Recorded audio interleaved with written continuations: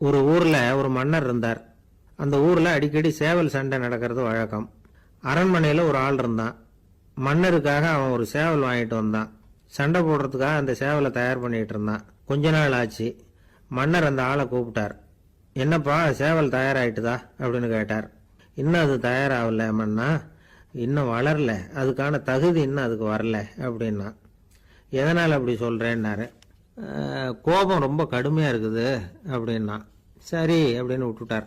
மறுபடியும் கொஞ்ச நாள் ஆச்சு. இப்போ எப்படி நிலைமை, சேவல் தயாரா அப்படின்னார்.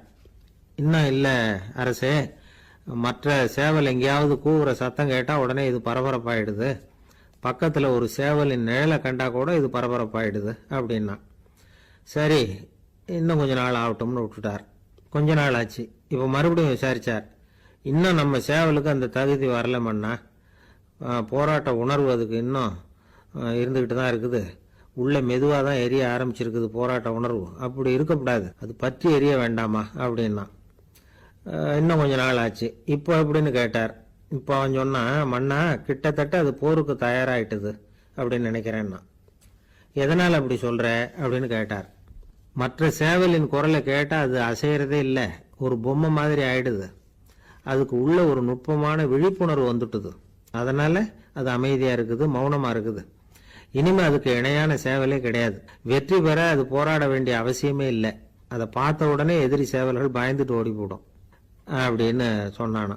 அந்த சேவலை வளர்த்தவர் சி சிங் சு அப்படின்னு பேரு. இந்த சுசுகி சொன்ன கதையும் அது. ஞானிகள் என்ன சொல்றாங்க தெரியுமா? அந்த சேவலின் ரகசியத்தை நீயும் கற்றுக்கொள், நீ அப்படி ஆயிடு, சண்டை போடாமலே வெற்றிகள் பெறுகிற நுட்பத்தை புரிந்துகொள். இதுதான் ஞானிகள் உபதேசம். ஒரு குரு கிட்ட ஒருத்தன் போயிருக்கிறான். எனக்கு சண்டை போட கற்றுக் கொடுங்கன்னா. அதுக்கு என்ன செய்யணும்னார். என்ன உங்க மாணவனா சேர்த்துங்கன்னா. சரி, இப்போ உன்னுடைய பலம் என்னன்னு கேட்டிருக்கார். இப்போ நான் தனி ஆளா இருந்து ஒரு 100 பேரை சமாளிப்பேன் நானா. சரி அப்படின்னா என்னுடைய மாணவனா உன்னை சேர்த்துக்கிறேன் இருக்கார். சேர்த்துக்கிட்டார். 6 மாசம் பயிற்சி கொடுத்தார். அதுக்கப்புறம் இவனை கூப்பிட்டு கேட்டார், இப்போ உன்னுடைய திறமை எவ்வளவுன்னு. இப்போ நான் தனி ஆளா இருந்து ஒரு 50 பேரை சமாளிப்பேன் நானா. இன்னும் உனக்கு பயிற்சி தேவைன்னாராம். தொடர்ந்து சில நுட்பங்களை எல்லாம் சொல்லி கொடுத்துருக்கிறார். 1 வருஷம் ஆச்சு. எல்லாத்தையும் கற்றுக் கொடுத்துட்டார். அப்புறம் கூப்பிட்டு கேட்டார், இப்போ உன்னுடைய திறமை எப்படிப்பா, எதிரிகள் எத்தனை பேரை உன்னால சமாளிக்க முடியும்னாராம். அவன் சொன்னான், ஐயா, எதிரிகளின் பலம் என்னங்கிறத புரிஞ்சுக்காம அதை நான் சொல்ல முடியாதுன்னு நானும். இனிமே உனக்கு பயிற்சி தேவையில்லை, போயிட்டு வான்னு அனுப்பி வச்சுட்டாரான்.